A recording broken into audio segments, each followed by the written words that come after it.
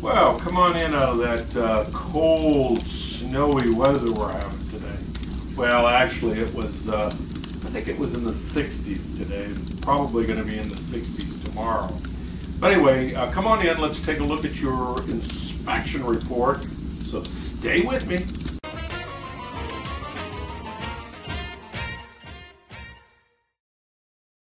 Okay, now let's take a look at the inspection report and see how it reads out. This is a generic report. This is exactly what you will get, only your information obviously will be filled into all these blanks. The upper right-hand corner of the report is the legend. Each one of these initials pertain to something. A is consistent with the age of the chimney. B, see comments below. C, repairs needed. D, need further evaluation. Or E, not applicable. And they're placed into the boxes next to the parts of the chimney that can be easily identified in this diagram. And then, of course, you'll find my comments here below. Now, let's take a look at your personal report. So stay with me. Hey, Jan, it was great to see you and meet with your clients out at the house today. What a beautiful house, great location. Let's go up on top. Typical chimney cap for this Marco fireplace. That's their cap there. Up on top, this chase top pan. You can see it's been painted, and you can see where the paint is rubbed off, and you're down to galvanized metal, which will eventually rust. I'm not seeing any rust up here, so that's a good thing. But eventually it'll rust and cause some water leaks. So to get behind that, or ahead of that rather, it'd be good to have that painted the next time the house is painted and the chimney's painted and stuff. Just make sure that they paint the top.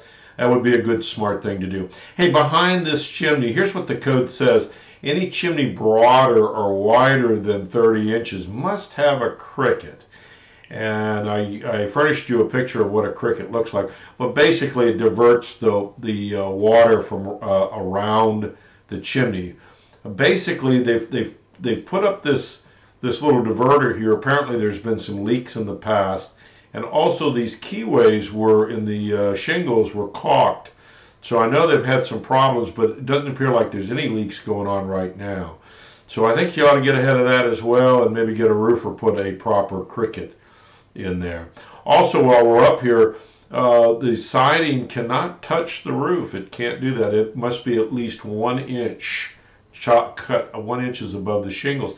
Otherwise, what happens is water gets trapped in here, and it soaks up into the wood and rots the wood. State of North Carolina wants 1 inch above the shingles. So those are two things for you to stay on top of. Open fireplace, beautiful fireplace for the age. A little bit of a situation with the damper. This particular model has a little chain style damper. Problem is, if it breaks up in here, it's impossible to replace, or just nearly impossible. So got to be careful with it. But it's a pretty heavy chain. But the problem is the damper, the butterfly damper, wasn't opening and closing by itself. So you just have to take care of that manually. Back wall of the firebox, in the back here, there's some minor cracks in those refractory panels. Very thick panel. No suggested repair at this time. 5-10 years down the road, if it becomes an issue, we buy big blanks for fireplace manufacturers that have gone out of business, and this one has about 20 years ago. So we would just buy a big blank and cut it to size for you, not needing to do that at this point. What else can we say about it?